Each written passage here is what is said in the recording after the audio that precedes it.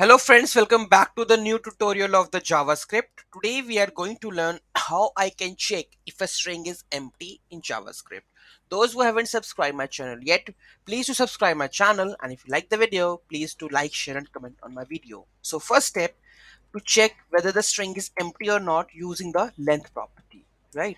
Which all knows, right?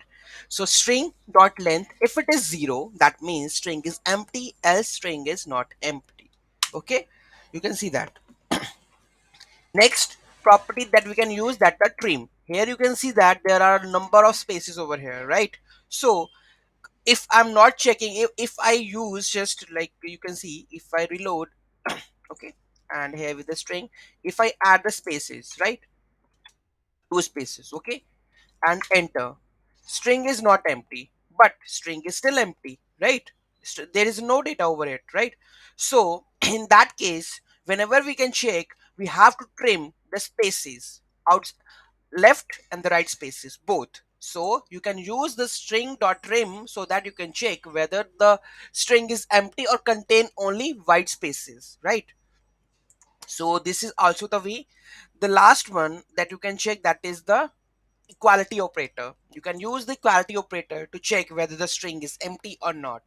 Okay, so here you can also see that if I'm going to use this one. Okay, the string, I want to generate one case more. So here if I put the space over here, right, and check, string is not empty because we haven't removed the spaces. If I go and just add the here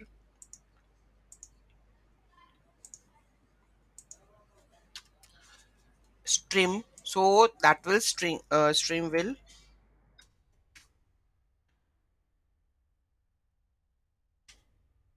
here we have to use the trim function. Okay, check, and let's enter and check this one, string is empty. Okay, so three methods to check whether the string is empty or not. First one length, second one trim, third one equality operator. So these three methods you can check whether the string is empty or not.